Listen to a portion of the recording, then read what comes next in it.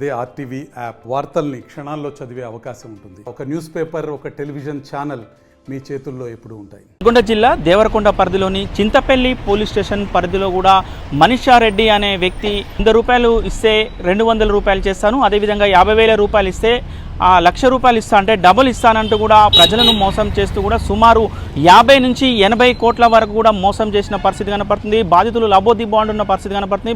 బాధితులందరూ కూడా చింతపల్లి పోలీస్ స్టేషన్కి వచ్చి కూడా కేసు పెట్టిన పరిస్థితి కనుక ముఖ్యంగా వివరాల్లోకి వెళ్తే ఎవరైతే మనీషారెడ్డి అనే వ్యక్తి ఉన్నాడో అతను కూడా ఊర్లో ఉన్న కూడా ఒక 8 మందిని 9 మందిని కూడా ఎంప్లాయీగా చేర్చుకొని ఒక్కొక్కరికి 8,000 10,000 రూపాయలు జీతం ఇచ్చుకుంటూ కూడా ఏదైతే మీరు 1,000 రూపాయలు పెడితే 2,000 రూపాయలు ఇస్తాను, 2,000 రూపాయలు పెడితే 4,000 రూపాయలు ఇస్తాను అంటూ కూడా పెద్ద ఎత్తున మోసం చేస్తూ ఏదైతే గ్రామీణ ప్రజలు ఉన్నారో వాళ్ళందరూ కూడా మోసం చేస్తూ సుమారు 50 నుంచి 80 కోట్ల వరకు కూడా మోసం చేసిన పరిస్థితి ఉంది. అది మొత్తం కూడా బయటకు పడంతో కూడా వీరందరూ కూడా పోలీస్ స్టేషన్కి వచ్చిన పరిస్థితి ఉంది. దీంట్లో కూడా ఎవరైతే మనీషారెడ్డి ఉన్నాడో అతనే కూడా వచ్చి నా దగ్గర ఇప్పుడు 1 రూపాయి కూడా లేదు, ఏం చేసుకుంటారో చేసుకోండి, చంపుకుంటే చంపుకోండి, లేకపోతే పోలీస్ స్టేషన్లో కేసు నమోదు చేస్తే పోయి జైల్లో కూర్చోడానికి నేను సిద్ధంగా ఉన్నా కానీ నా దగ్గర మాత్రం రూపాయి లేదంటూ కూడా ఆయన చేతులు తీసి కూడా పోలీస్ స్టేషన్కి వచ్చి కూడా లొంగిపోయిన పరిస్థితి ఉంది. ఇదని కూడా బాధితులు ఉన్నారో వాళ్ళు కూడా చేసేది ఏమీ లేక కూడా మేము అందరం గ్రామ ప్రజలతో పెద్ద మనసుతో కూడా మాట్లాడుకుంటామని కూడా మనీషారెడ్డిని తీసుకువెళ్ళిన పరిస్థితి ఉంది. దీని మీద డిఎస్పీ కూడా వివరించారు. మొత్తం కూడా ఇలాంటి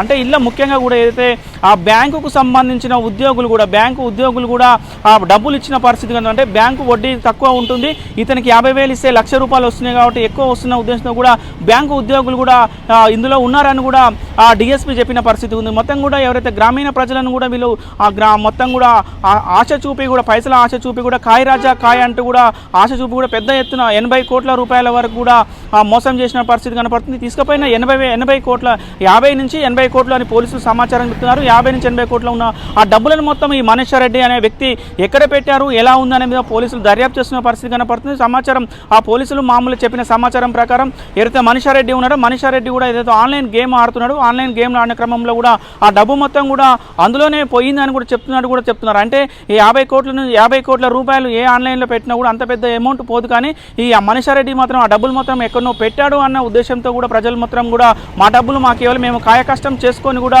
రూపాయి పోగు చేసుకొని కూడా మేము ఆ డబ్బులు అవుతుందని ఇచ్చిన క్రమంలో కూడా మనీషారెడ్డి మమ్మల్ని ఇట్లా ఘోరంగా మోసం చేశారని కూడా వారి బాధితులు ఆవేదన చెందుతున్న పరిస్థితి కనపడుతుంది. కొంతమందికి మొదట్లో కూడా ఎవరైతే 50,000 ఇచ్చిన వాళ్ళకు ఉత్తరం 1,00,000 రూపాయలు ఇచ్చాడు, 1,00,000 రూపాయలు వచ్చినా కూడా 2,00,000 రూపాయలు ఇచ్చారు.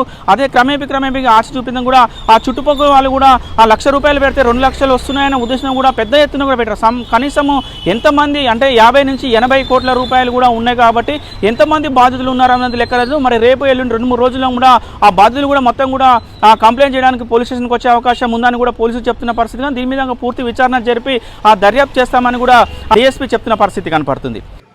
అతను నాకు 100కు 100 1000కి 1000 రూపాయలు ఇస్తామని ఆశ చూపడం జరిగింది.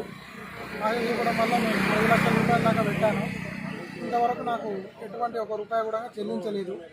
నాకు గత జనవరిలో ఈ హ్యాండ్కు తిరిగి నాకు ఆపరేషన్ కావడం జరిగింది. దానికి కూడా అతను 1 రూపాయి కూడా చెల్లించడం లేదు. ఇప్పుడు నేను మీడియా ద్వారా ఈ ప్రభుత్వాన్ని నాకు సాయం చేయాలని కోరుకుంటున్నాను. ఈ చీటింగ్ కేసు కింద మరియు డిపాజిట్ యాక్ట్ కింద కట్టాం. ఈ మనీష్ రెడ్డి అనే వ్యక్తి గత 2 years నుంచి అందరికీ తన దగ్గర డిపాజిట్ చేస్తే 4 monthsకే 60% అమౌంట్ కల్పిస్తా అని ఆశ చూపడం వల్ల చాలామంది ప్రజలు అతని దగ్గర డిపాజిట్ చేశారు. అదేవిధంగా ఆయన ఒక 9 మంది ఏజెంట్లు కూడా పెట్టుకుంటూ ఏజెంట్లను పెట్టుకొని ఏజెంట్ల ద్వారా డైరెక్ట్ తన ద్వారా మొత్తం కలిపి ఆల్మోస్ట్ ఇప్పుడున్న లెక్క ప్రకారం అయితే 8 నుంచి 10 కోట్ల వరకు ఉండొచ్చు అంచనా వేస్తున్నాం. ఈ డబ్బులు తీసుకున్న తర్వాత కొన్ని రోజులు అతను కొంతమందికి ఇచ్చిన కూడా తిరిగి దాంట్లో పెట్టుబడి పెట్టిండు, మళ్ళీ ఎక్కువ వడ్డీ వస్తుందని. ఆ క్రమంలో ఈయన ఈ అమౌంట్ తీసుకుపోయి ఇప్పటివరకు ఉన్న ఇన్ఫర్మేషన్ ప్రకారం ఆన్లైన్ బెట్టింగ్ ఆడారు. ఆ బెట్టింగ్ యాప్స్ కూడా ఉన్నాయి. ఆన్లైన్ బెట్టింగ్ ఆడడం వల్ల కొన్ని కోట్లు లాస్ అయినట్టు తెలుస్తుంది. అది ఎంతవరకు కరెక్ట్ అనేది ఇన్వెస్టిగేషన్లో మేము ఫైండ్ అవుట్ చేస్తాం.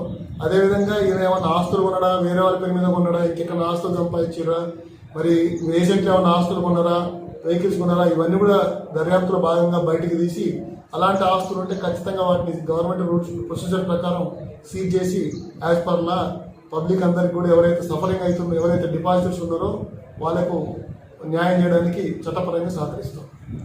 ప్రకారం ఈ మండలంలో కూడా చుట్టుపక్కల విలేజెస్ ఎక్కువ ఉన్నారు. 3-4 విలేజెస్ ఆ మాలు చుట్టుపక్కల 3-4 విలేజెస్ ఉన్నారు. ఇంకోటి ఏంటంటే ఆ ఎవరైతే ఏజెంట్ ఉందో వాళ్ళకి తెలిసిలో ఉన్నారు అంతా.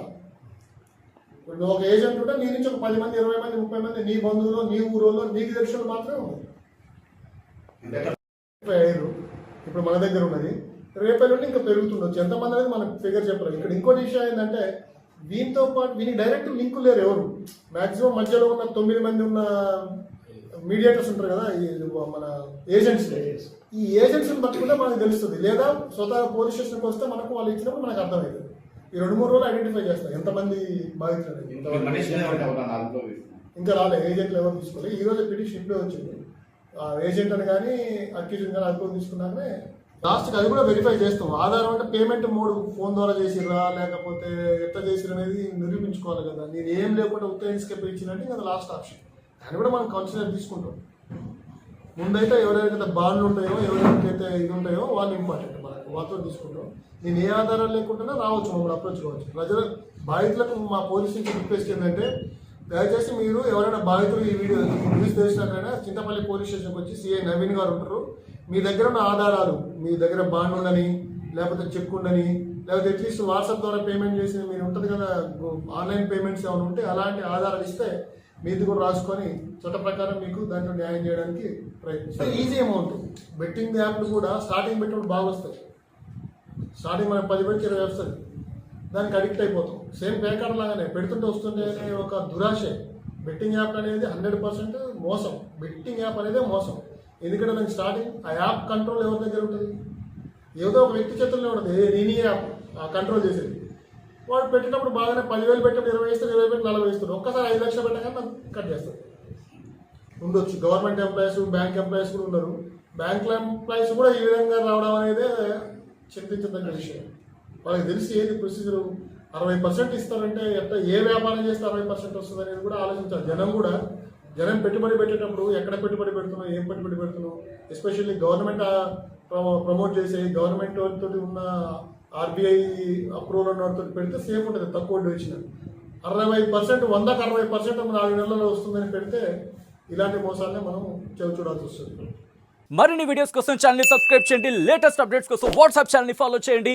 అండ్ లింక్ డిస్క్రిప్షన్ లో ఉంది.